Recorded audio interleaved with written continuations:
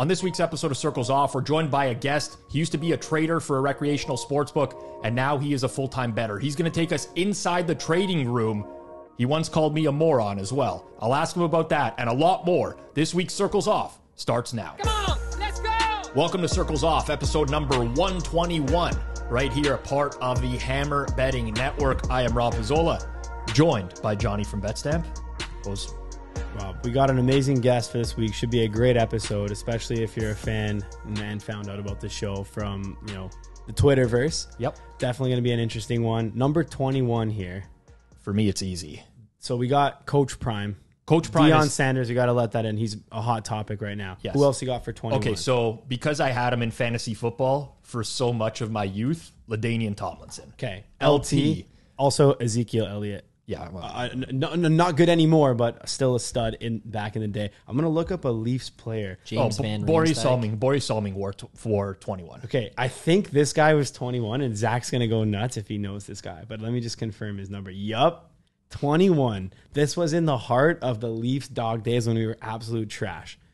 John Pohl. Johnny I Pohl. saw John Pohl score a goal. Do you remember that? In real life. I was at a game in Columbus. Leafs Blue Jackets. I believe Mike Pekka scored 2 goals and John Pohl scored 1 for the Leafs. Electric. Also from my youth, one of my favorite players ever was not a Leaf, but Peter Forsberg was a 21. And why he was one of my favorite players ever. Was it because of the Forsberg? No. Well, that was great, but it wasn't because of that. When I was in university, the NHL was on strike. There was a strike year. Okay, this is when the Penguins ended up winning the draft lottery and they got Crosby. 5 or 6. So 5. I would be in the computer lab doing computer science, and I was betting already back then. I was betting the Swedish Elitserien League, and a lot of the NHL players went back to their home countries to play. And I bet on Peter Forsberg's team, Modo, yeah, all the time, and they always came through.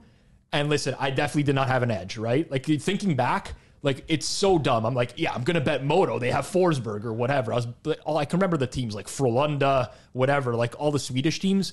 But I won so much money betting on Modo and Peter Forsberg. What was the league called? The Swedish Elitserien. Is that short for Swedish? I'm just known as the Swedish Elite League. Yeah, it's the Elitserien. It's the Elite League. Is that a short form? Is elite short for elite? Is short, I guess. There's no way. Or maybe like Elitserien is just the way to say elite in Swedish. You know what? Speaking of elite. All right. No, you didn't get it? For the queue up. So here's the thing. I queued that up, bro. It was actually a great queue up. Here's the thing. I had a couple other 21s in my head that are absolutely pure elite. So I thought you were teeing me up. Tim Duncan was 21.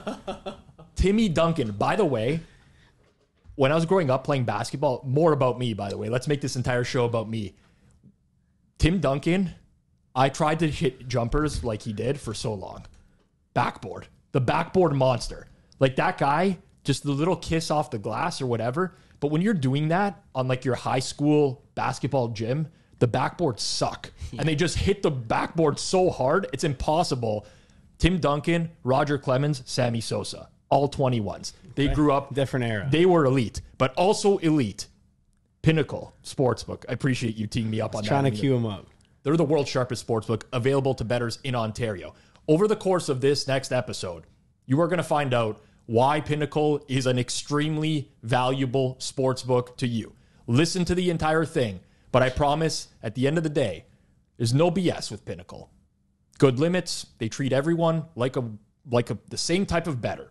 This is why they've been in business for 25 years. Bet smart, bet Pinnacle. If you're going to sign up in Ontario, use code HAMMER to do so, as it does help support us here on Circles Off. You must be 19 plus, and as always, please play responsibly. Sorry, one other thing on Pinnacle, by the way. A lot of comments and stuff coming through about people having trouble like directly signing up and getting the funds in. Wanted to also offer, if you are having trouble with that, reach out to us directly and we'll see if we can help you with the troubleshooting or send anything direct. And want to get everybody playing on Pinnacle. We value the feedback, and there's people who've been reached out to us. Can we get the limits increased on deposit at Pinnacle? Well, they just have done that as well. So a lot of the feedback we get, we relay directly to their team. They work on it. So 100% reach out to us. Circles Off at thehammer.bet. We read all those. You can reach us on Twitter as well via DMs. It's Circles Off HQ, and we will get to those. We value the feedback. Now to our guest. We're now joined by our guest this week here on Circles Off. He goes by Shipper. You can follow him on Twitter at ShipTheJustice. He's a former sportsbook trader, now turned full-time bettor. He also once called me a moron, which I'm going to ask him about a little bit later on. Shipper, thanks for joining us here on Circles Off. What's up, fellas? It's nice to see you in person. Well, I suppose over a video link. I do have one thing I needed to share, which is in honor of number 21. It's a Deion Sanders primetime T-shirt, which is big here in Colorado. It's been the big news over the last month or so. Yeah, ladies and gentlemen, a true fan of the show. Yes, I was a huge Deion fan growing up because I was a Dallas Cowboys fan.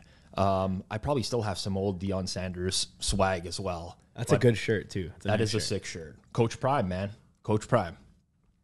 All right. That's it. I'm heading out for the USC game this weekend, which should be fun. It would have been. I think Boulder, Colorado would have blown up if they had beaten Oregon last week. And this was Williams versus Shedeur, undefeated, but alas, it should be still fun anyway. I don't know if it's going to be fun if you're a Colorado fan, but we'll see. It'll be fun to drink and go to the game, I'm sure. All right, so Shipper, we wanted to basically get into your whole backstory. We know you're not originally from the United States, came on over. Want to just ask you, what's your story? What are you all about? I have a background in the bookmaking industry from sort of once I finished college. I started at the New Zealand TAB, which is kind of like a monopoly book in New Zealand, similar to Proline from what you guys have in Canada, although just probably a little bit more free and modern. From when it first went up, you could bet singles. There weren't any rules like that. I started out my bookmaking career there, which was really fun. The tech was really, really bad. We had to by hand input all live prices on the site. So for tennis, for example, if someone hit a winner, you would literally like hand type in 1.36 or move like from say minus 250 to minus 275 on one side and then adjust the other side. And you would do that for the set prices as well, which was a really good grounding. I mean, you got to learn a bunch about how other books' models worked, and other books' in-play modeling worked.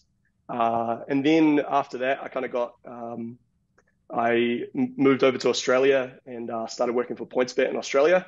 And then kind of pretty quickly, maybe 2 months in or so, they were really expanding in New Jersey.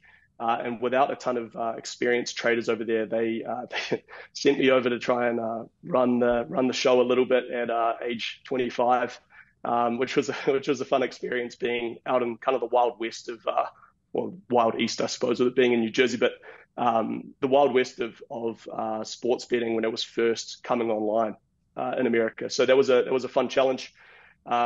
Couldn't get a visa right away, so originally went back to Australia for a couple of years, and then over, and have been in Colorado from about mid 2021, and then finished up with PointsBet right at the start of this year. Been full-time betting since then.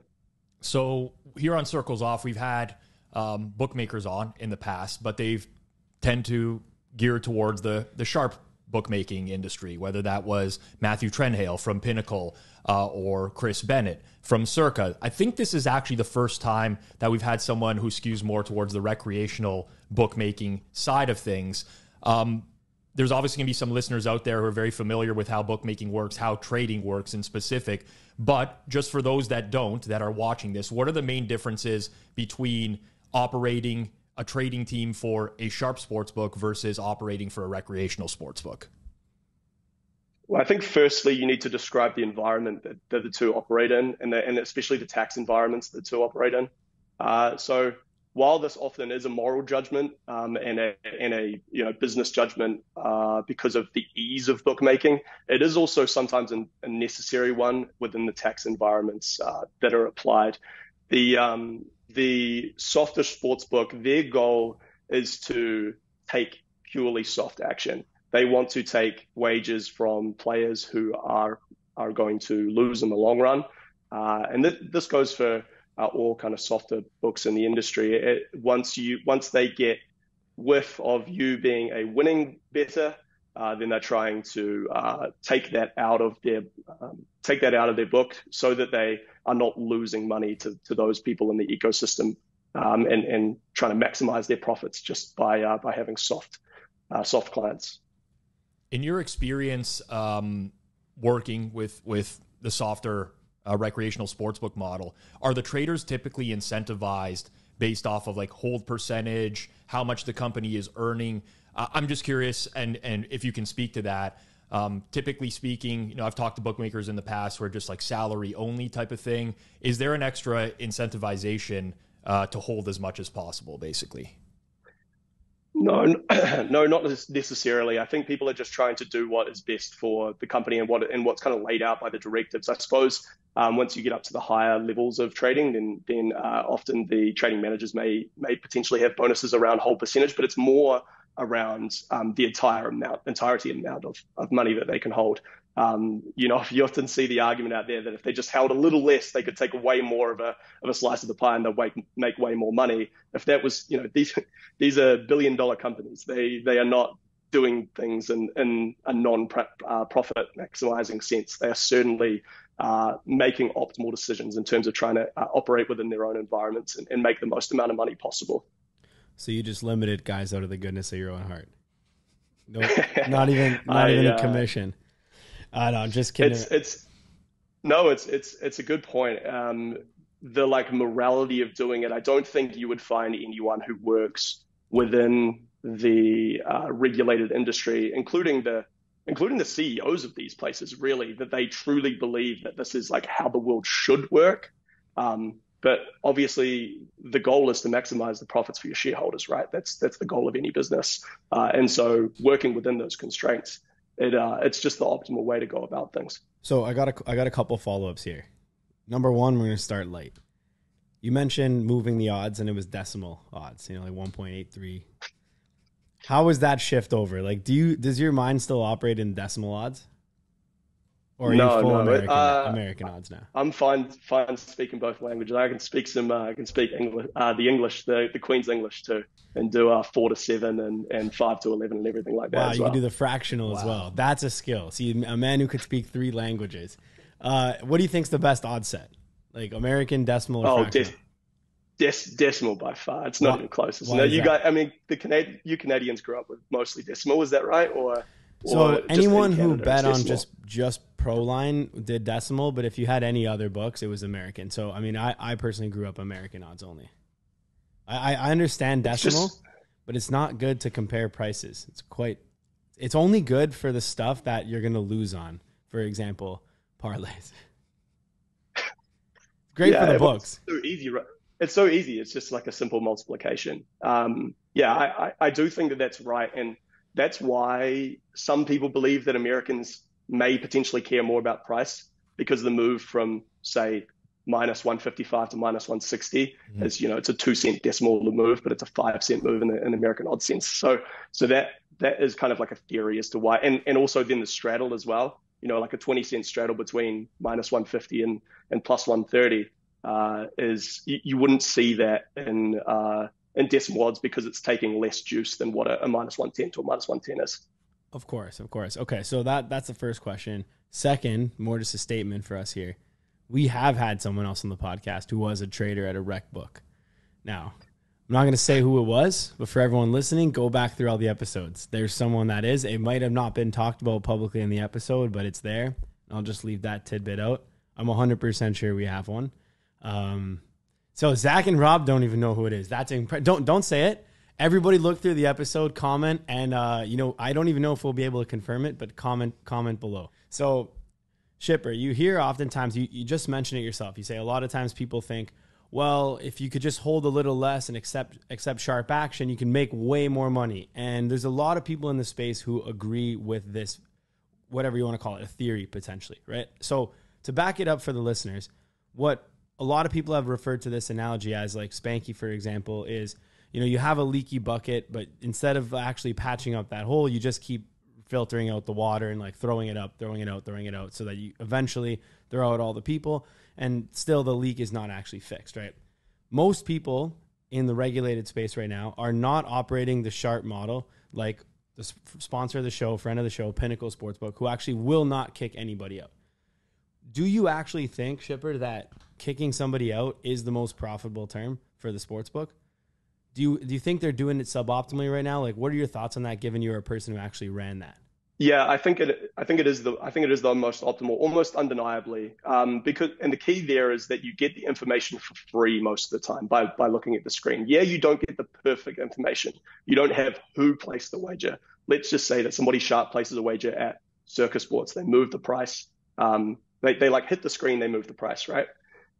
You see that price has moved. And you can make the assumption typically that Circa has made a correct move. You can follow that and you don't have to get hit. You don't need to pay for that information.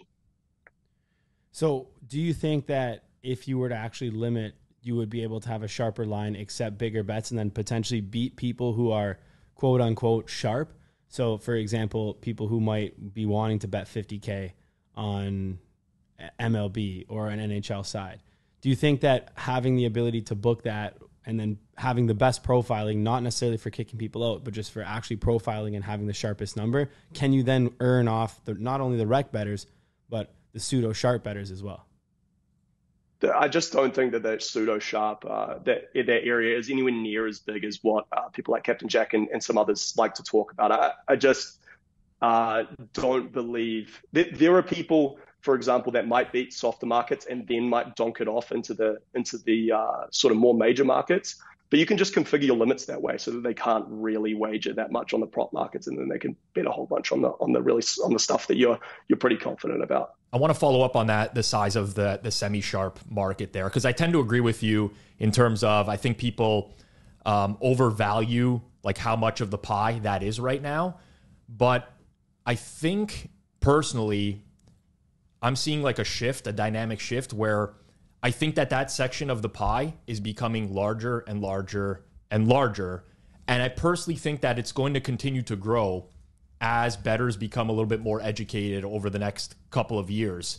Curious whether or not you actually believe that as well, because I know that there's people that are on like completely opposite ends of this spectrum. There's guys that think that, well, sports betting's been this way forever. It's just going to continue to be this way forever. I'm of the opinion that I think a lot of people have entered this space in recent years, sadly, lost their shirt in some capacity, thinking that, oh, I know sports, I can bet on sports, and that there's like this going to be this yearning for education in the space as time goes on. And I just am interested in your take on that. I mostly disagree. I'm interested to, I suppose, to turn the question back on you guys and think about what sort of bidders do you think that they'll end up being? You guys have kind of talked about how most of the bidders that are looking to come into the space now as guys who are winning in like a reasonable capacity are top-down bidders. Do you think these guys will largely be looking to go chase steam, or do you think there's going to be like a new wave of originators that'll come through? And also, what markets do you think they're going to be bidding into? That's a good question. So we might disagree, and I'll just give my opinion on this. So I think that the market has overcorrected towards the top-down approach because it's easier, right? And I'm not saying like I don't want to dismiss one over the other, but I could teach my wife basically like top-down in an hour, and she could probably have some success doing that. And that's not to diminish what people do, because there's still a skill, and like there's going to be better top-down bettors than others, but the bottom up is like a lot of work, essentially. Like modeling is work and it's upkeep. So I think we've gone too far. My experience at Bet Bash was a lot of people coming up to me saying like, I've done top down, I've done really well, but now I'm just stuck. Like I've lost my outs. And I think eventually a lot of people are going to get to that spot where it's like, okay, what do I do now? And we're going to see like a shift back the other way. And then, you know, it's just like a perpetual cycle of back and forth. And that's what I personally think is going to happen over the next decade. But, you know, do you agree with that? Or So I think, okay, I was actually just looking at something on this right now, because I was doing work on this literally yesterday. Okay. I think the top down betting thing and the whole like, give me the pick industry is actually the same. And what I mean by that, it's a weird take here, but a lot of people want to bet sports because they don't want to necessarily have to actually originate the game, because then they feel like absolute shit when they lose. So people basically want to have something where it's like, oh, this is a good pick. That way, if it loses, they can say, well, it was what it was. I bet a good pick. I'm good in the long run. And they can continually churn and churn, and not necessarily, I would say it's way more fun that way. You know, definitely don't want to get into like problem gaming things where people like go too far. But for the average person who's like just betting recreationally, you can hide behind that thing and still like enjoy what you're doing. A bad day doesn't seem as bad when you picked off good numbers. A bad day also doesn't seem as bad when you bought picks from a tout who came in and sold you those picks, and you have in your mind like, okay, this guy wins long term, so I'm good. It's the same way the mentality actually shifts for those bettors, is the same in the top-down approach versus the buying picks from somebody else approach. One of them is probably going to win you money, top-down. One's probably going to lose you money, buying picks. However, you both think that they're going to win you money, and because of that, you can keep going and going and going on that strategy and have fun. Whereas when you're making the picks yourself, if you have a losing day, you start to question everything. Am I personally shit? Do I even win at sports betting? I made a bad bet. I'm not thinking straight. I need to do this. I need to wake up an extra 4 hours earlier and do more capping tomorrow. Like this is where, I know it's a long-winded rant here, but to simplify your answer, I don't think the top-down approach is going anywhere, because I just think it's such an easy way for people to bet, hide behind any results they have, whether good or bad, and in general, have fun with it. So why would you stop doing it like that? I'll let Shipper jump in a second here. The only counter I have to that is I think that takes the ego of the sports fan out of the equation. Like, my friends don't want to do top down because they want to believe that they can handicap the games themselves. But that's literally, okay, 100% you're right. Yeah. That's a separate side of people who don't even bother buying picks. They don't even do this, and they're just willing to dunk money and probably lose on their own opinion and still be happy to lose thinking they're going to win. Right. And those are the people who the books that we're discussing here want to book and want to have. The people who are in the other end, which is significantly growing versus the right side of my equation. So the right side is the people who just want to lose money and don't care about it and are ego driven. Yep. That part I think is shrinking now. I agree. And I think the growing part is the people who are betting sports thinking, yeah, I'm still trying to win, even though they might not win long term, but they're actually like at some point putting in some sort of effort. And those are the people who in the long run, if they're using top down or buying picks or whatever and have that mentality, like they're either going to be not profitable for the book or very small profit. Shipper, what do you think? Yeah, I'm somewhat similar to Rob in the sense that I think it's really hard for my brain to grasp that it would be more fun to bet top down than bottom up. Like, do you know what's really fun? Betting your opinion and then being like, I'm the man. I was more right than the books. Like, that is so sick. I think you're also right though, Johnny, that you do, when you know you got it in good and it's like not your own play, you can rationalize the losses a lot easier. You just say, well, I won theoretically. It's fine. It doesn't matter at all. Whereas like if you just like win if you lose as an originator, you don't really know whether you got it in good or not. Like, especially if you're playing in a market where you're creating your own CLV or you're not, or there's no way to beat the close or anything like that. Then, you really don't know whether you got it in good, and you kind of have to just rely on your bank account, which is like kind of more difficult. And there's certainly more swings in that side. To me, I think the only way that books are going to want these like semi-sharp clients is if you can grow that right side, the person that does believe that they can win betting their own opinion, because like you're just not going to beat top down. Like, you're not going to beat top down bettors taking the best price and betting steam all the time. I just like a soft book, it just isn't going to be able to do it, because if the price was right, these guys wouldn't place the bet. I think there's also like the combo better as well, right? Which that has the general idea of how to win. So here's the example, like, and I'll use my inner group of friends, right? My friends watch Brad Power's release show Monday mornings on Hit the Books, part of the Hammer. And they watch it because they know that, or they feel as they're going to get a valuable bet from Brad Powers on college football, or 2 bets, 3 bets, 4 bets, depending on the day. And they're going to go out and bet that, all the games that he gives out.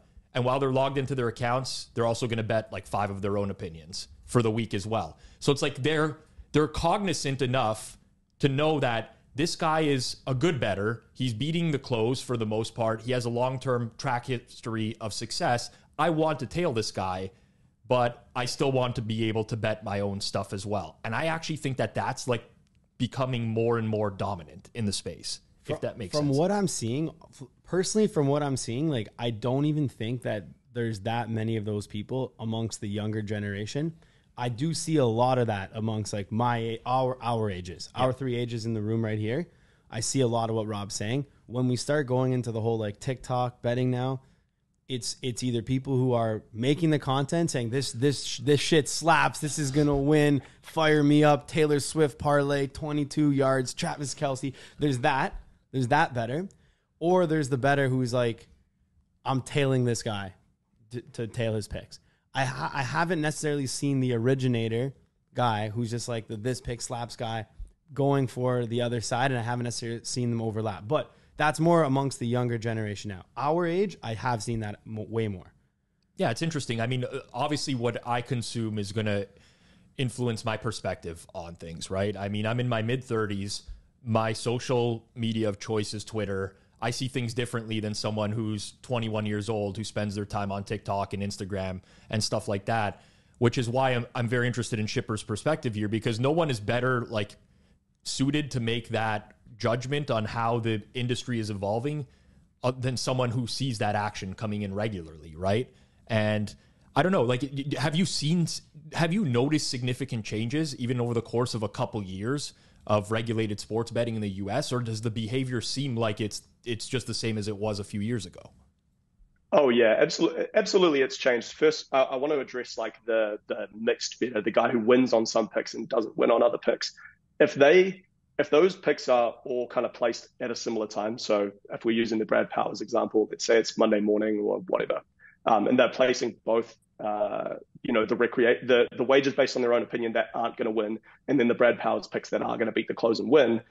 It's just like that bettor A is very rare, but B, it's really easy to tell whether the package of that person's wagers are good or bad for the book, right? Like you just run a report. If the implied probability of them winning or losing by the closing price is, if it's going to say that they're going to be a winner, you don't have them. If the totality, even with some winning bets and some losing bets, is going to be a loser, then you keep them. It's like really easy to do. Way more common is like you might get somebody who's like moving for somebody and then also bet themselves. So they might bet some early week stuff, say on a Tuesday or whatever, and they're moving for them, and then they also bet their stuff. They're like their recreational segment parlay or whatever at kickoff. Now the key is, can you keep that bettor around by taking a bet on the earlier wager, but certainly not trying to take a bet so that the mix is a negative one for you.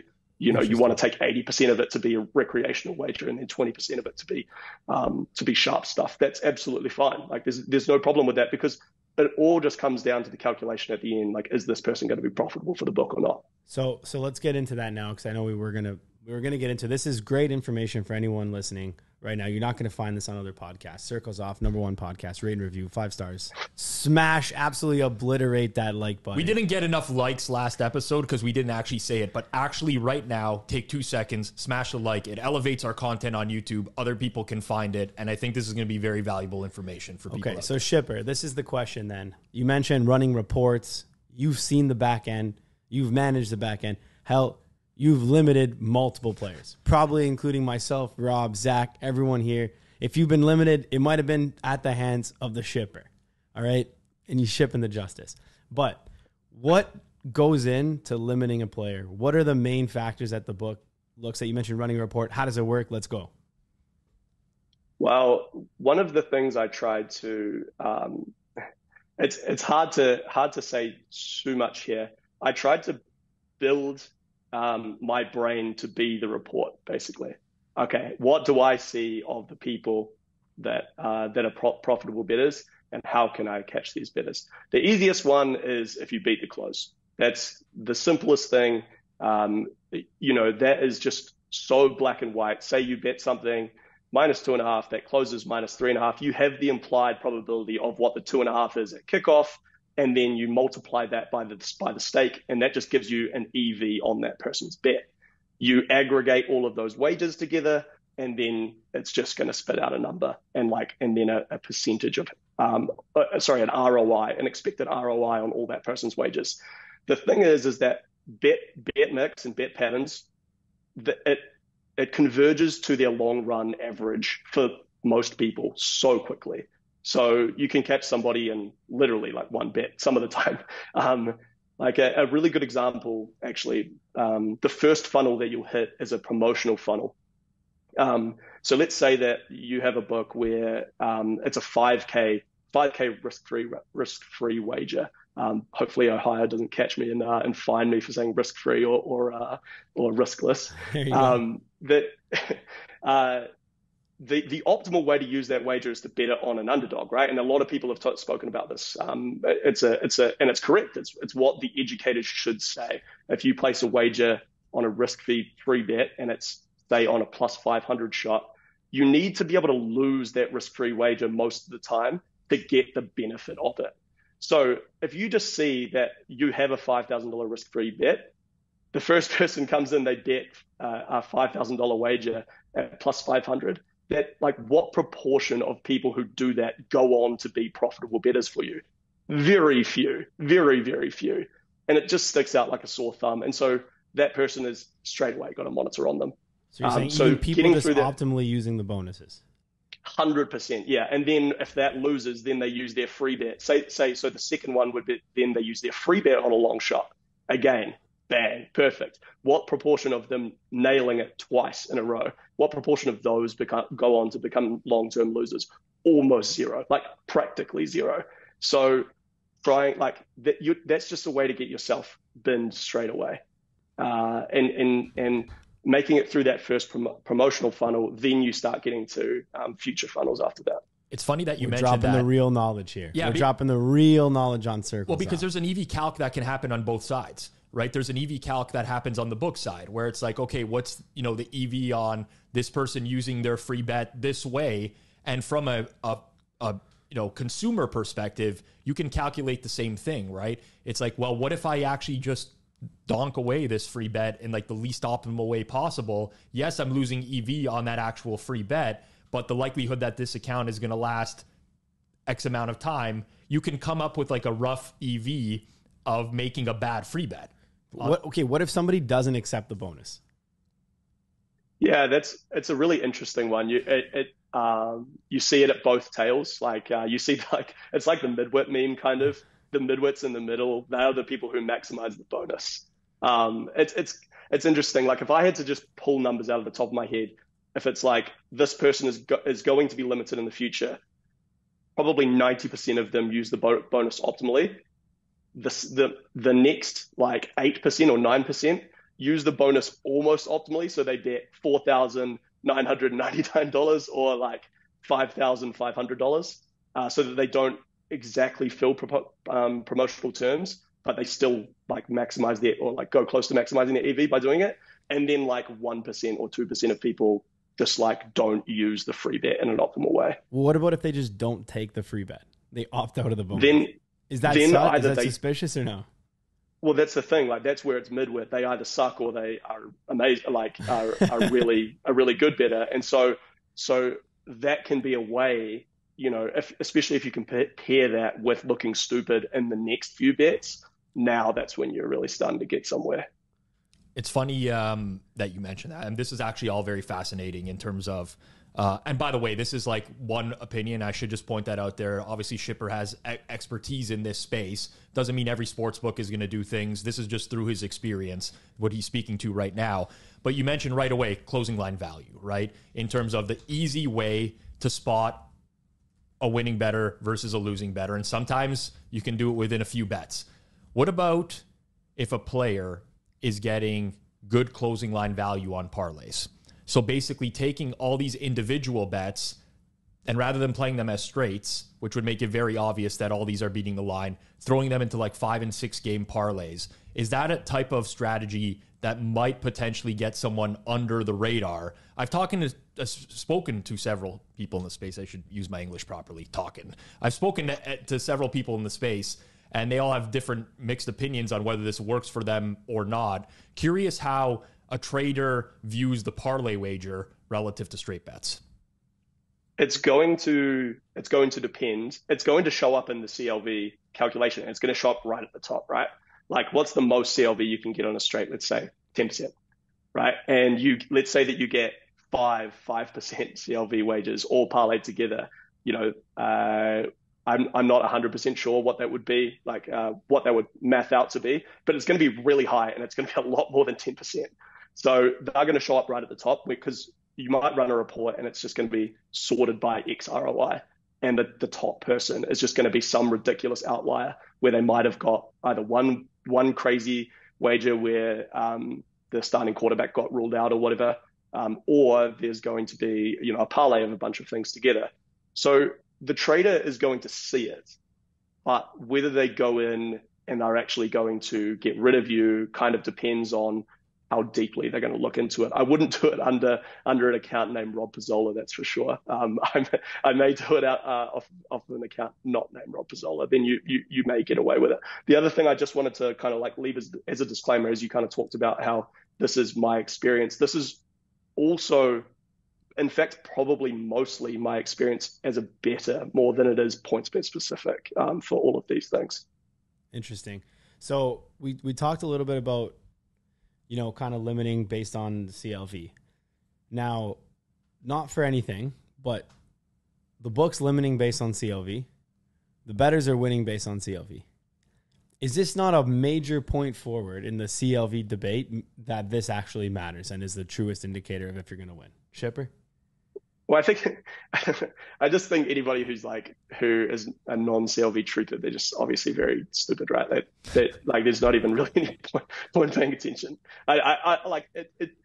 If you're debating this at the moment, I probably believe the Earth is flat. I just can't. You can win without CLV, and the best do win without CLV. But like, why are we concentrating on this tiny little percentage? There's no point. Yep. If you want to win, get CLV. Is probably the answer. Agreed. And I mean, hearing it now from the other end, by the way, for a lot of our listeners, and I think it's just like the last kind of nail in the coffin. Like, you look at the book, they're limiting you based on if you're getting CLV or not. Obviously, that means you would prefer to not get CLV and win, but it just shows how difficult it actually is to go ahead and do that, and how much of an indicator actually getting the CLV is to you winning. Because they're like, you're hearing from Shipper right here, like PointsBet is not even limiting I wouldn't say PointsBet specifically, but books aren't even limiting based on whether you win or lose. Does that not like open up so much in your head? Like, they're not even, if you could win a massive bet and have negative CLV, and they'll be like, yeah, keep on dunking, keep on going. Whereas if it's reversed, 5-6 bets in a row, see ya, we don't want your action. Like, it's the truest indicator of success, closing line value. You know what people really love in the corporate world is slide decks, like PowerPoint presentations. And I know my accent sounds funny when I say decks, so I really tried to say it a little bit different. But I created this like beautiful graph where it's like the winner in the short run, the way that you can tell that they're a winner. The first one is how they maximize the promotional terms. Second one is when they place their wagers. Is it early? Is it late? Do they use parlays? Do they not use parlays? Whatever. Third one is CLV after X amount of bets, which is typically really low. And then the fourth one is whether they win in the long run. That's how you tell whether a bettor is a winner in the small sample. Now, if you look in the large sample, it's the complete opposite way around. In the large sample, whether you win or lose, that's the most important thing. And then it kind of goes down in importance from there. What's a large sample? Like, is it a number of months, number of bets, number of thousands of bets? Okay. So that I was just going to ask that because I've always been curious. I mean, and this is just, again, your experience, but have you ever encountered a bettor who over a very large sample size was getting poor CLV, but continuously winning? In your experience, does that actually ever happen? Yeah, but like you're not going to spend that long trying to find them, and like ultimately, it's just going to it only comes to a head when they win a bunch of money, and then you like really truly dig down into what they're doing, and most of the time they will trip up in another area, something like their betting pattern, like they bet the same thing all the time, or they bet the same way all the time. They're exploiting one weird area of your same game parlay engine. They're exploiting one like little quirk and correlation that you don't have quite correct, and like there isn't, and maybe the whole market has it incorrect. But if they're just betting the same thing every time, what's the probability that that person is a loser? Do they really love betting this like exotic thing, or do they really love betting this like exact like this exact wager type all the time? The person who beats the major market without getting CLV, that's a real unicorn, and they're probably not betting at PointsBet. Well, so has there ever been scenarios where you looked at a guy's profile, guy or girl's profile, and you're like, you know what? I'm going to let them fire away. They're not going to beat me. And check back maybe a couple weeks later, only to find they basically took you to the cleaners. Has it ever happened to you? Never when you're 100% sure. But there's certainly times when you're like, I think this guy's like 70% good, 30% bad, and then you come back, 2 weeks later, and it's pretty conclusive that you got it wrong. Okay, so you've never been 100% sure someone was a square and they beat you up? I don't think so. Okay, I don't think so. Good. Fair enough. One thing on my end. So you mentioned basically running your own version of reports in your head sometimes, like an EV calculation. You also mentioned actual reporting, like a closing line value report. I'm interested in like the software or the tools that are available to traders to help with their risk management responsibilities. Like, what are we talking about here? Like there's people out there that thinks there's like this level of sophistication from sportsbooks that's just like extreme. Like they have all the power in the world to immediately identify this, that, and the other. How much manual digging do you have to do? Is there a possibility that stuff can fly under the radar? I'm curious in terms of the level of sophistication of the software. Some of it, yeah. Like you get pretty good signal for everything. But the other thing is, like, from my experience, every book is so different in the way and what works and what doesn't. You've kind of got to test it out to see which stuff slides through. I don't really want to get into specific examples of what things work at other books. But I would say that most of the things, I would say that a lot of bettors don't think about what books can see when you place a bet. Like, the one of the first things that people will get caught with when they try to bet into a book is, a device match. A device match is when you have an account and then you use someone else's account on that same device. That's going to get caught by pretty much every book. Like, probably don't do that. You shouldn't be doing that anyway. That's like, it's against you terms shouldn't and be conditions. placing 100%. You shouldn't be doing that, and it's arguably against the law potentially. We haven't seen anything tried for that, which is going to be really interesting once it does get to that level. But yeah, that's like probably the most rookie era. Other things will be IP matches. Say you're using the same device, a different device, but you're using your laptop instead of your phone on your home Wi-Fi. You're going to get in trouble there. Those things are all linked. So you've just got to think about what things could potentially identify you, and then how could they link you to a bid. If you have the same last name, that's also going to get caught. Like, just if you need to think about it. I think if you're from the bettor's perspective, we're talking about people. What percentage of people get limited? Not really that many. I know. Actually, I know there's going to be some jokes. Do you have a percentage for us? No, I really projection. Don't. 3%. 3% of bettors get limited. 2%, something like that. Yeah. Well, but because that's like industry standard of the percentage of bettors that wins, like roughly, right? No, I know. I'm just saying 2%, 3%. Like, it's good to get a nice percentage in there. That would be the guess, yeah. And it's just, there are people, I think, would consistently overestimate that, just because they might have their ticker set up, and this kind of answers your question about what traders will see. They have a bet stream. All the bets come in. and they'll have some form of filter on there. Some of the time it might be a percentage of the max wager, the book limit that you have for a standard client in that particular wager type. So let's say that the standard limit for a standard client before it gets sent to a trader or gets sent for approval is 10K on a point spread, like kind of close to the jump on the NBA. Now maybe a trader might have they might see all wagers that are above 50% of the max bet. So on a prop, let's say that the prop is 500, they would see all prop wagers over 250, and then they would see all side bets over 5,000, something like that. And some traders might have a hard stake limit. They might have, say, all wagers over $100. Some traders might have a to win or a liability limit where it's all wagers where the book will lose over $1,000 if this bet does hit. So you kind of need to try and figure out what the trader may be seeing on their end. Again, like you kind of got to think through these things. You've got to test them.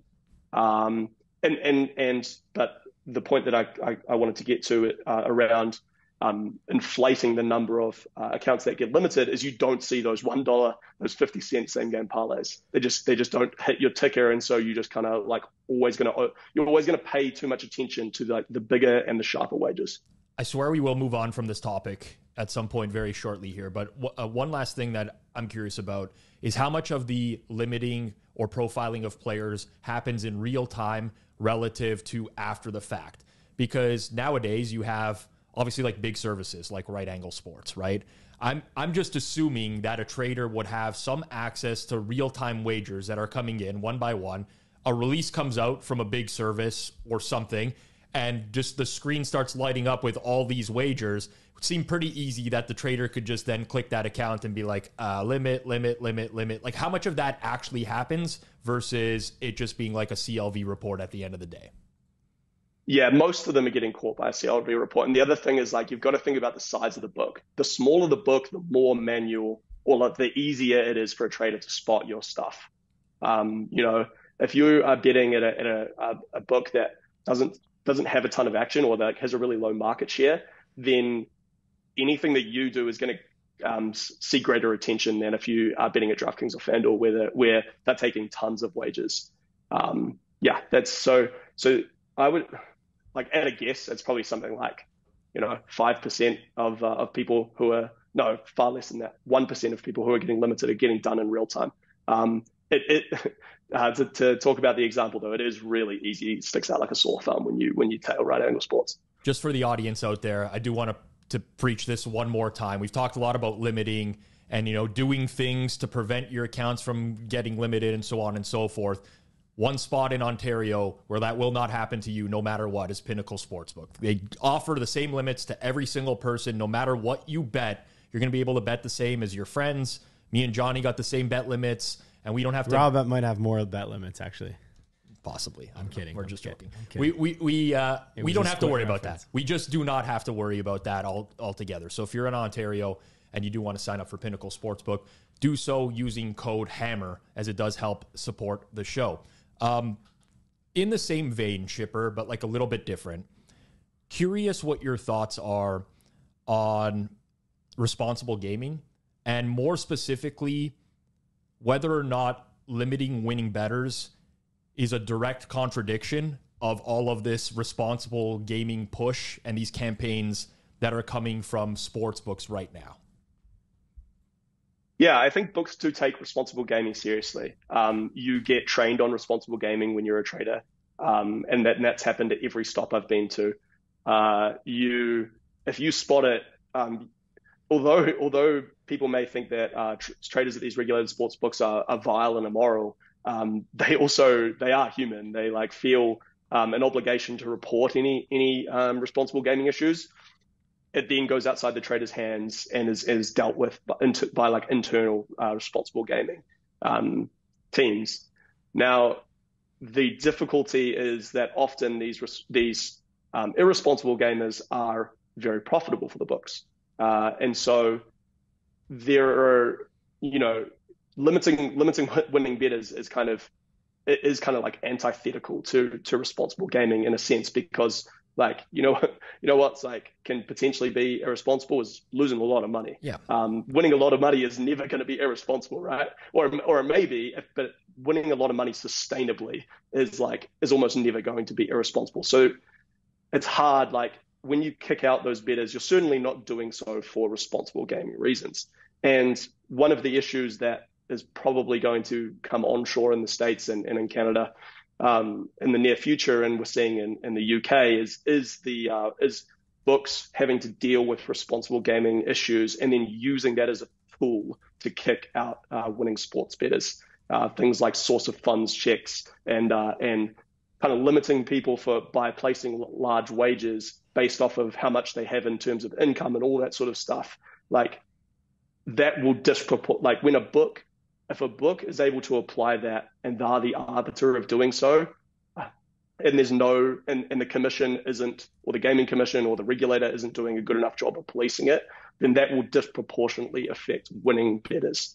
That is really icky, really disgusting, and hopefully something that the USA will be able to deal with in a manner that is kind of a little bit different to Australia and the UK.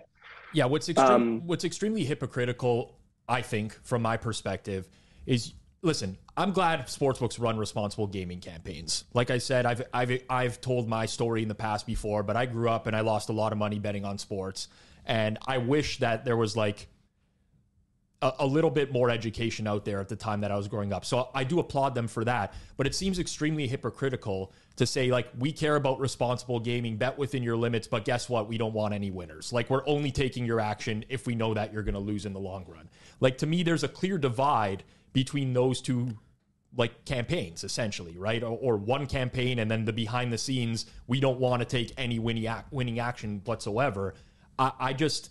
That really bothers me about the space right now, is that there is this push towards the public-facing responsible gaming, but behind the scenes with the rec book, it's like, well, guess what? If this guy's going to win, see you later to the limits. We don't want the action anymore. Yeah. You basically... And the press conferences are more like, well, it's for recreation only, so like... Right.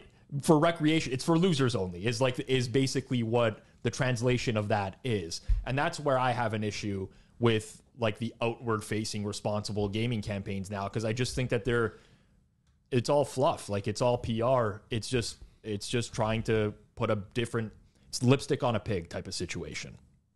I think it is. PETA might have something to say about that. Oh, sorry, I don't know if I can say that. I'm a vegan myself, so I do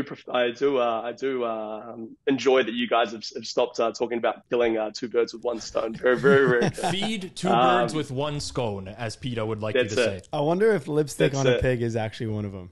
That would be funny. If not, they got to make it. Sorry, Shipper, go ahead. No, that's all right. To discuss the matter at hand, I think, like, yes, it is hypocritical, but kicking out winners is like a different part of as long as you're not removing winners using responsible gaming, then to me these are two separate issues. Like if you're using responsible gaming like as a guile, or as like something to hide behind, to say that like you're removing this person because you don't think that they're betting responsibly, that's bad. If you're kicking out all your winners and then you are applying responsible gaming measures to the remaining pile of people who are going to lose long term, that's fine. And in fact, very good, in my opinion, as long as that's done in a manner that is like truly, adhered to, and people and these books aren't getting greedy. Now, you've seen some massive fines occur in the UK. I think Entain got fined $18 million or something. Mm-hmm. And so if the fines are big enough, then the books should hopefully act in what is their best interest, and that best interest would align with responsible gaming being adhered to as well. Fair enough. All right, Chip, we got a game for us here. This is for all the gambling Twitter faithful. You guys are going to thank me for this one. Should be pretty fun, right? So our friend here, Rob Pizzola, he's compiled the list. He's got 5 names, 5 different Twitter. I got more than 5. But okay. We're top 5 in it. Or maybe we'll go deeper. He's got a list of names that have appeared on the Shipper's timeline, and let's call it a negative light. Maybe not the most positive light. Who knows what exactly was said, but there's some people in the space that you should be familiar with that the Shipper disagrees with in the industry. So what we're going to do is we're going to list out name by name, and we're going to get the shipper's thoughts on that person in real time. To anybody whose name is on this list, I don't even know who's on the list right now, who we're going to mention. It's all fun and games. If you want a chance to defend yourself, comment below, and while you're there, like and absolutely smash that like button. All right, go ahead, Rob. Okay, let's start with Book It Trent. Yeah, he is an interesting character because I agree with you that his content is entertaining. And it's not entertaining to me, but it's definitely entertaining to plenty of people. Like watching this like fat white dude like twerk after losing bets is like pretty funny, I suppose. That to me is like entertaining, provides entertainment value. I agree with you that he doesn't represent himself as a winning bettor, but he does represent his life like pretty good. He hangs out with his friends all day. He gambles all the time. He goes to these sporting events. And like, to me, it's like incredibly good marketing. Book It is like incredibly good at how they market. And if they weren't so bad in their responsible gaming, they would be snapped up by a regulated book right away. Like their deal with PrizePicks can't be big enough that FanDuel or DraftKings wouldn't go and get them. Anyway, what it shows is it's almost this like, it's almost building up how great losing is. Like, cool, I lose all the time, but I still get to hang out with my friends all day. I still get to go to the games. I still get to like have these sick sweats all the time. And there's no consequence for his losses. But it models the losing behavior to the books, which is why it's so brilliant. Okay. This is very interesting. This is your episode, so I won't debate this for like half an hour. It came up on the Bet Bash panel that I was on with Darren Ravel, and it was a little bit misquoted in Rufus's tweet thread, which was just him typing things that weren't necessarily brought up in the right context. One day, the video of that is going to come out, and like what I said will be explicitly clear. I did not shed light on the Book It brand as like being this great brand or anything like that. It was just that Trent is a big personality that I think is real with his followers. Now, your point is well taken about like living the lifestyle, and he's doing that using PrizePicks money essentially to go to baseball games, hang out with friends all day and shoot content. And I understand that. But relatively speaking, for someone with that following who makes light of the fact that they're not a winning bettor, they're very open with the audience about that, and just that they want to build a community of people to like sweat games with, maybe not like completely kosher, but I also don't think extremely harmful. So that's my take on that. You can feel free to rebut that as well. I agree. And the funny thing is, like, obviously my Twitter is so black and white. With everything, there's always shades of gray. There are aspects of what Trent does. His transparency about losing is very good. That's like a positive mark in his camp. And I agree with you that is helpful. The other thing is the bet mix too. Like, he is the model character. Like, obviously he's being told to bet parlays. And then when you bet parlays, you can like hype up winning each leg, sweat each leg perfectly, make it look even more and more fun. Give these huge bangs when you hit the first leg of your 6-leg parlay. Like, these are really good things from a marketing perspective. If not viewed through a marketing lens and just through an entertainment and like losing lens, then like I think it's fine. But I truly believe that he causes the most harm of any individual that doesn't doesn't technically work for a sports book. Fair enough. All right, up next. Okay. Plus EV Analytics. Friend of the show. Friend of the show. I think with Plus EV Analytics, he's very clearly somebody who can win. He's very clearly somebody who can price markets in ways and like deliver lessons that are like really handy to some bettors.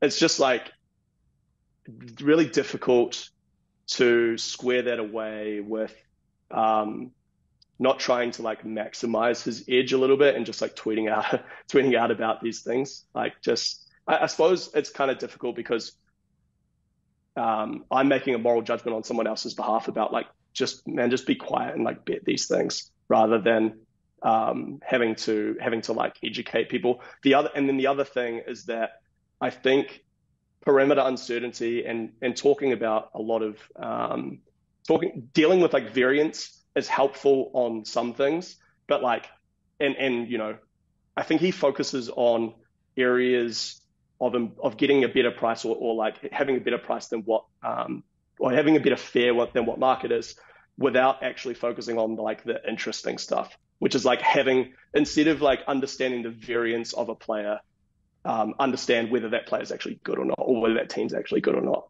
It's just like not the content that I'd like to consume, I suppose. Fair enough. I get the point, like especially the first point about, him being a winning bettor, just like keep the stuff to yourself. I think that's probably pretty much echoed by a lot of winning bettors in the space, and I think that's totally fair. Rex Byers. Plus EV, by the way, great guy. Yes. Great guy. Shout out Plus EV. I'm friends with Plus EV. I'll make that known out there. I think he's a good dude. So yeah, that's it. I just wanted to. All right, up next. Sorry. Go ahead. I'm not surprised that Plus EV is a good dude. I definitely don't think Rex Byers is a good dude, right? Like, there's just no way. Actually, contrary to that, I will say, so again, this is all through our own personal lenses, right? Like, and sometimes like one or two experiences with someone might completely change your opinion of them. I would honestly say that this interview with you, Shipper, has largely changed my opinion of you. That's the honest truth. Just a 1 hour interaction, very articulate, and we can engage in like good discussion, whereas online we can't. Rex Byers, shitty points bet trader, joins for a discussion. I don't remember. I don't remember if I called Shipper the shitty points bet trader or Sprots better. It was one, but whatever. I think it was Shipper. It might have been Shipper. It might have been Shipper. Was it you, buddy? Yeah, it was me. But you got to take it that two former points bet traders now very successful. Well, I like to think of myself as very successful. Sprots is definitely very successful, winning bettors. So it's fostered some winning bettors. Well, it's funny because here's the thing that really gets me is that there's a lot of overlap between people that we generally deal with, especially myself and Sprots. Yet there's like this vitriol online, like this hate that's spewed. Anyways, we'll get into that in 1 second. We started with Rex Byers. I said the name already. Rex Byers, I've met in person several times, and he's probably one of the most enjoyable people to be around as a human. Just like a generally good guy, very friendly. I don't think it necessarily always comes across maybe on Twitter, and that might be where you're going with it. Yeah, I think like this one is just sorted by political differences, I think, more than anything. Like, I don't think that he's incredibly smart, just by some of the way that he thinks about things. He's very old school, like probably like pretty smart and like a reasonable person to be a trader, but certainly like not someone who's incredibly brilliant. The issue, most of the issues I take with him is like he's just happily, doing everything but calling people the N-word online. Like, it's just not good. Yeah, you can dig back through some past history. He's just a proudly right-wing man, which is fine. But very happy to take issue with that. Okay, fair enough. Brock Landers. Brock Landers, I think, is a funny one. He's kind of one where it's been, I think, I'm kind of surprised where you've been a fan of his, at least in the past, because you've talked about misrepresentation. I think he kind of at least somewhat represents himself as, this winning baseball originator, and then often it's not really that. He's I just think he says some like really stupid stuff sometimes. Like, he tweets out that Sandy Day every time Sandy Alcantara pitches, or Ohtani Day, or like I don't know. I don't really have that much of a problem with him. He just kind of is funny to laugh at. There's some people that can rub you the wrong way, definitely. I'll push back a little bit on the misrepresentation with him, because I don't think he outwardly says that like he's this full-time pro and great originator. Like, going into the interview that we had with Brock Landers, I just didn't really know much about him. And we asked the questions. It came out that he has like a secondary business, and I think a lot of people jumped on him for that, thinking that, maybe, sure, he's representing himself as a pro bettor. I didn't get that personally, but I get that. Final one we're going to throw to you. the circles off channel, in specifically me, Johnny from BetStamp. I think you spelled it JAAAHNNY. Kevin Davis. I think those would be the three that you've had some issues with over the last couple of years. I guess go one by one here. Yeah, I think it's like so easy to just call out. Like when you guys are producing so much content, it's so easy to call out something that you've got wrong. Like even if you're not, it's the same way as if you're booking. If you have 99% correct prices on site and 1% bad, you're going to get smoked on the 1%. It's the same with you guys. Like you guys will just get some things wrong sometimes, or like some things that I disagree with, and then we'll call that out without ever actually praising you for like the good stuff and the stuff that I agree with. And that's why it's so kind of divergent. Kevin Davis is a little bit different. Like I think that it's pretty easy to say. It's like easy to say that you guys are winners, likely winners. That would be my opinion of what percentage you guys chance? win in the long run. Well over 90, I would guess. For me or Pizzone? For me, it's 100. For you, I don't know. Well, I mean, I did go in and both ban you before you even made your first bet at PointsBet, I believe.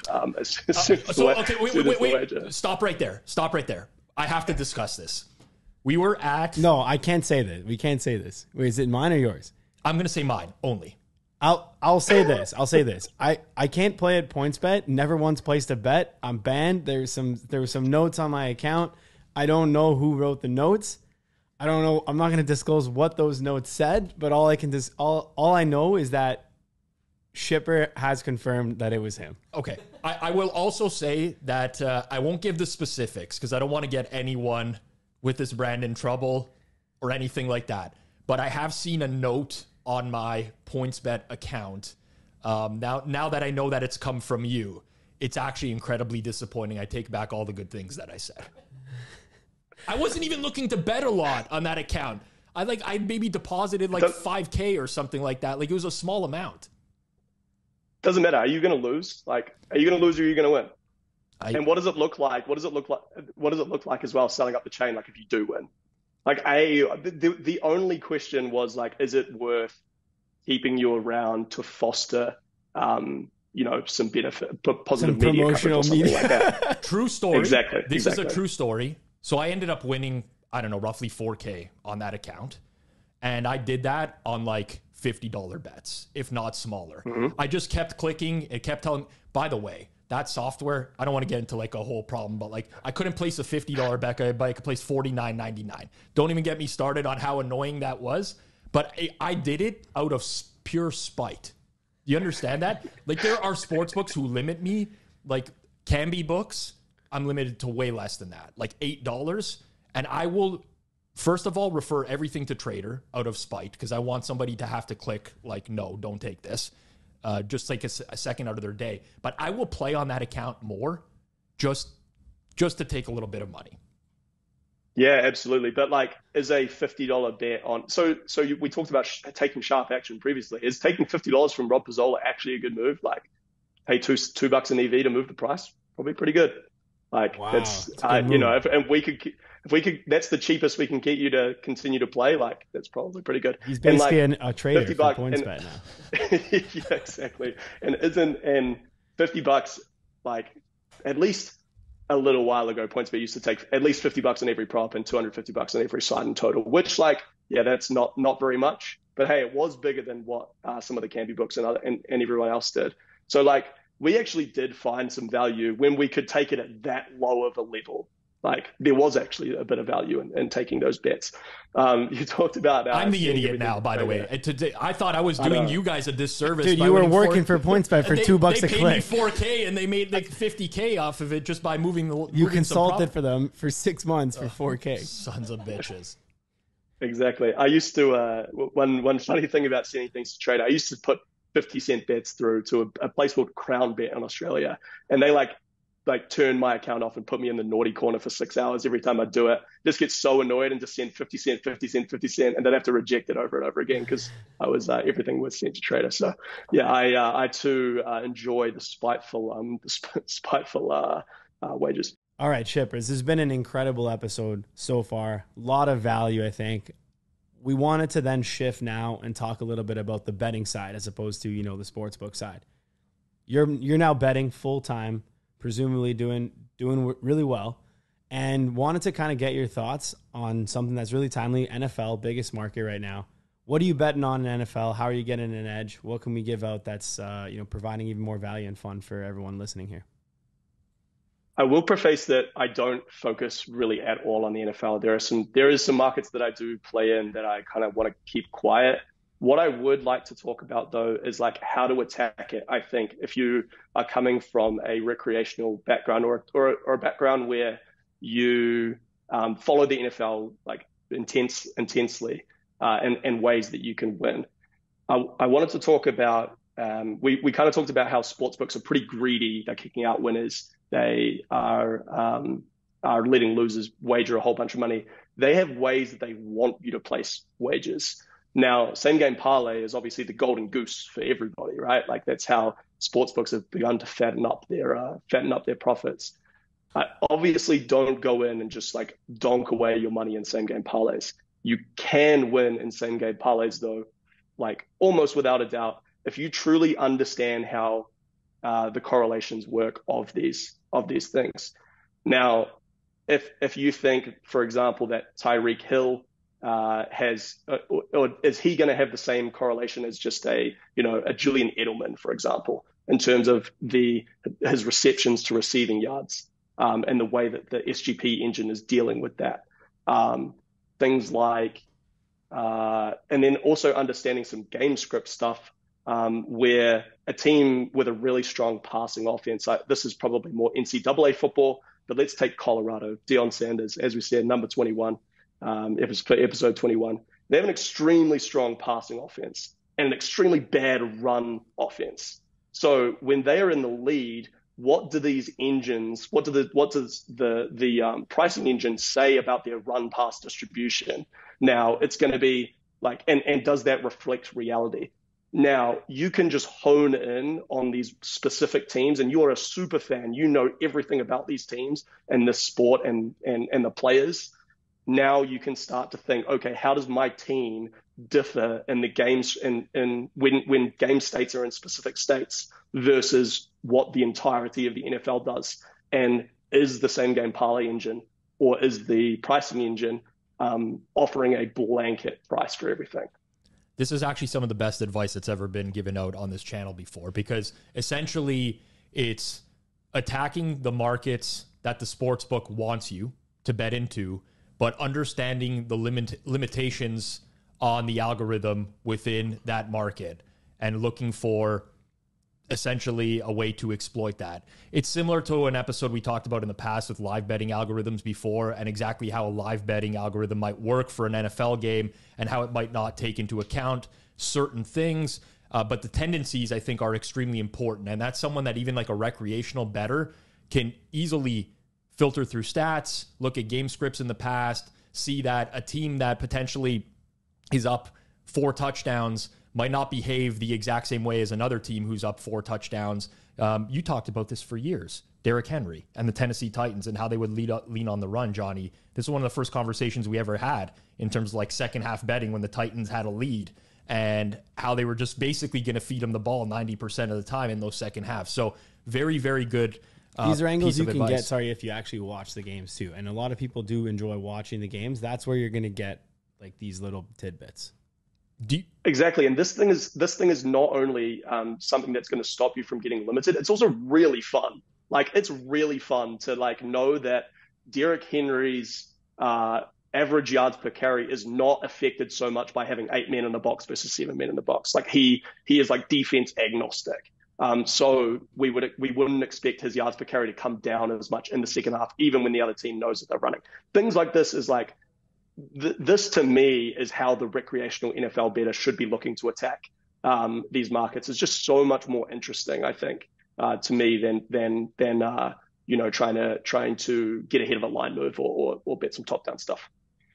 It is interesting. It's definitely more work, and I think that's where a lot of it. For sure. And especially when you think about what the recreational bettor might value nowadays in their handicapping, which is like public betting percentages and short-term trends and stuff like that, it's definitely getting out of your comfort zone. If you're watching this or listening to this and you care about public betting percentages or you're using trends in your handicapping, I think what we're trying to say here is like get away from that stuff and start to figure out other ways, because in the long term, that's not going to be successful. Do you do this for other sports as well, Shipper, or specifically you focus on NFL? Yeah, like a really good example. You can do this in basically everything, trying to understand where variances are different across teams. Like, let's say a sportsbook trader example I used to ask in an interview was, let's say that both James Harden and Victor Wembanyama for the upcoming season are expected to average 20 points per game. That's their mean. Now, what is who is more likely to average at least 18 points per game, and who is more likely to average at least 22 points per game? Now, the variance on Wembanyama is much different to James Harden, because James Harden's been in the league forever. We are so sure about his true probability being 20 points per game is much more likely than Wembanyama, which has a much wider distribution. Now, a really good example of this is like, a few years ago, James Wiseman came into the league and he was in for about 8.5 points on his prop market. He has exactly the same variance by the sports book as like PJ Tucker being in for 8.5 points. And like, we're unsure about how many minutes James Wiseman was going to play. B, we're unsure about how often he's going to get the ball. And then C, we're unsure about how good he is. He has a far greater likelihood of scoring 20 in that game. And that sort of thing was priced at 100 to 1. And so trying to think, I suppose, like, use your intuitive and logical knowledge about how these sports work to try and find the holes in these sports books. That's a much greater idea than, as you said, looking at public bet percentages, things like that. Do you dabble in the more traditional markets? Like, are you betting full game sides and totals across major sports, or have you shifted to like these alternative markets? I do not. I will bet some of these things, and in specific situations, I will place these wagers. I won't do it a whole bunch, and they certainly don't make up the staple of my wagering. The staple of my wagering mostly comes from betting international basketball, which I am betting sides and totals, but is obviously not, the NBA or the NFL. Fair enough. And to get to that point, it's because and Johnny kind of talks about this all the time. I came into this whole thing with the assumption of efficient market hypothesis, and it just kind of so happens that each year there are more and more things that you find out that doesn't fit the bill of being efficient or of market efficiency, and so there are more and more things that you can add that you can end up beating. Plus EV, minus EV. You listen to the show. Give us your plus EV, minus EV of the week. This one I'm not even sure whether it's good or not. I think plus EV is not closing out your bar tab and just walking away, like not having to deal with the admin of closing out the bar tab. You're like almost certain not to get stung there. Just walk away. Don't deal with the interaction that you have to do with. They're just going to add the regular tip on. You're going to give the tip anyway. Just don't deal with that. Wait, hold up. So still paying for it, but then don't they have your credit card? Yep. Yeah, which is fun. How do you get it back? In America, they just like hand it back. Most sports, okay, we have a different tab thing. So in Canada, Canadians have a different system here. In Canada, if you open a tab, you have to give them your card and maybe an ID, and then they hold it, and then you get it back at the end of the night. So the hassle of then having to go the next day and pick up your card would obviously be for sure. Maybe. No, that's a terrible idea for Canadians then. But probably in over 80% of places that I've been over here, you hand them their card, they kind of get the card on file, hand it back to you, and then you can just leave, and they'll add a generic tip on top, 18% or 20% or whatever. Massive plus EV move. I would do that every time. Yeah. Why would you want to then go have to wait and then like write it down? Because someone might accidentally screw it up and add too many drinks to your bill or whatever. So you're kind of like running some risk of doing that, although it's never happened to me in in my couple of years over here. If you start hopefully an there's open no tab, bartenders listening to this. if you start an open tab, you get what you get. Like, so you might have someone put an extra drink on there. Yeah, but even think about, say you do this like every single time you go to a bar, and one time they accidentally screw up and put an extra drink on it or whatever. It's still way more valuable, like your time and like sifting through everyone at the bar at the end of the night to close out. I would still rather that happen. Okay, good move. All right, negative. Negative EV, I think, is stressing about spend in your day-to-day life.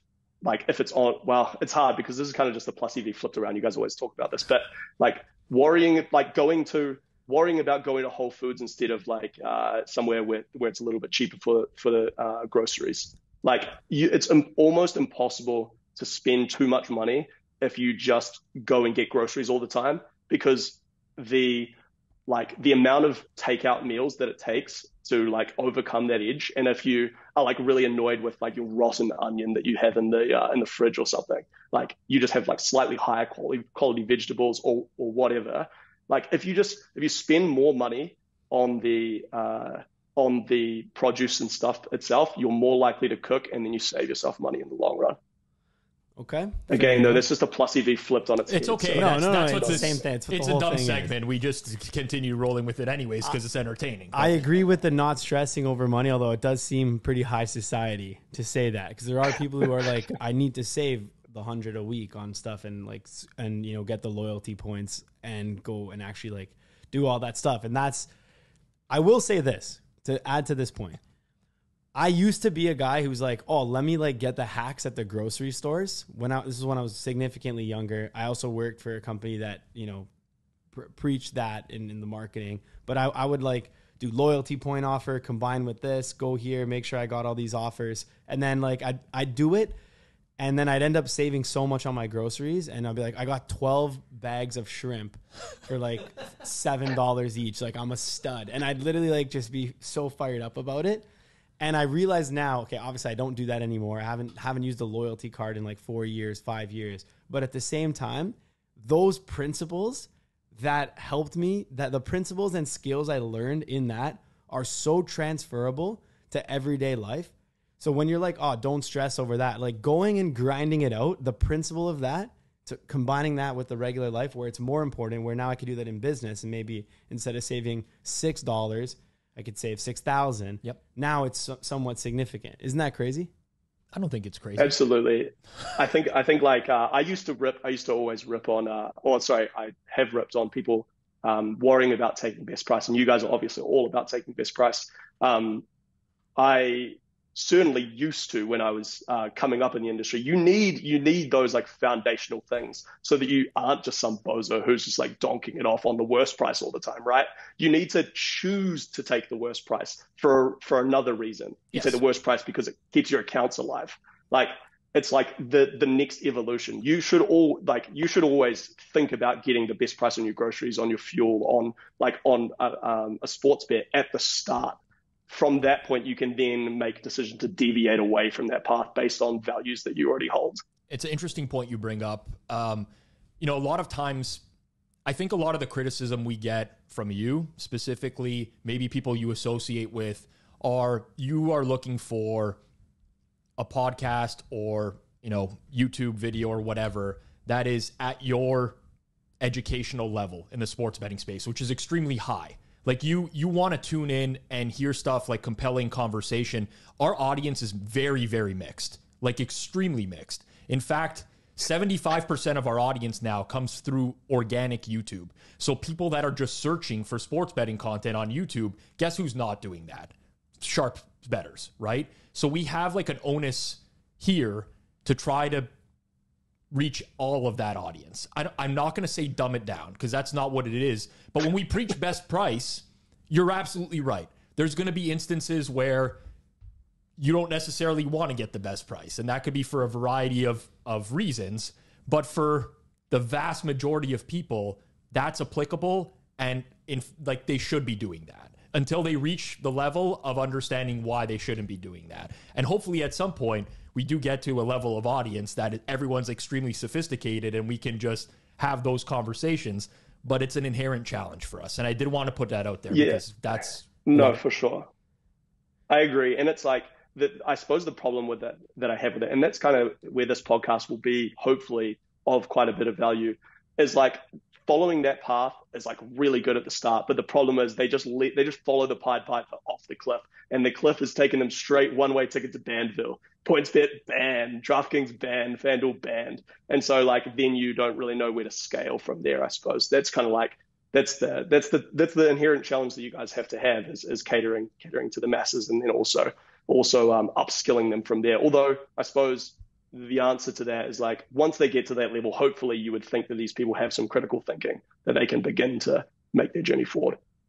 I agree with both those EV moves. I have one of my own that's been on the chest that I got to get off this week, not sports betting related. Okay. I want to hear what you guys think of this one. All right. My EV move of the week, and this is one that I'm extremely passionate about. Charge your goddamn phone. All right. There is absolutely zero excuse for your phone to ever be dead or even below 50% ever in history. There's so many outlets. Never have a dead phone. Only bad stuff could happen. My phone has literally never died. I guarantee this. My phone has never once died ever in history. Any of my friends I've never had a dead phone. It will never die ever, no matter what. Charge your phone. Be responsible. You're going out at night. And your phone, you're leaving the house with the phone at 38% battery. Are you joking me right now? Charge your phone, everybody. It's only positive. Free roll. I can guarantee you that 90% of the listenership right now just looked at their phone battery And to probably see what is it's under at. 50%. I'm at 73% right now. I'm very rarely below 50%, but You're 57. you're allowed to be at whatever percentage. Like you're allowed to be at any percentage as long as you are consciously aware at all times of what percent your phone is at, and you know when and when not you can get to a charger real quick. If you're, for example, I haven't charged my phone yet today at all. I'm at around 50% on my phone. However, I'm about to go plug in, dock up right after this podcast and charge my phone back up to 100. So I'm zero risk to ever drop to dead. that's a good move. It's a good move. I want to say after last week, I shared the bathroom hand washing stuff. The amount of people that reached out to me this week and they're like, I never really thought to pay attention, but now that I do, nobody washes their hands properly is actually unreal. It is actually an epidemic in the space. People, the fake soap people are by far the worst human beings. Like if you're going to take the time to fake soap into your hands and fake scrub, you might as well just do it. I don't understand that. But I'm teasing, I'm not going to give a plus EV or minus EV for this week, but I am teasing next week we might have some extra footage that will accompany my plus EV or minus EV of the week. I'm happy about that. Very, very triggering. All right, Chip, final question here, and then we'll close off. If you could go back 5 years, talk to a previous version of yourself, what is a piece of advice you would give the old shipper? It would probably be to bet more parlays, I think. Place more parlay wagers. Try to like burn the candle on your edges. If you have some edges, bet them really hard. And try to extract them. Like if you're going to win, make it pay, I think is probably the answer. All right. Great answer there. This has been an unbelievable episode. Thank you all for listening. Please like, subscribe, rate and review 5 stars. This is episode 121 of the Circles Off podcast here on the Hammer Betting Network. We'll see you all next week. Peace.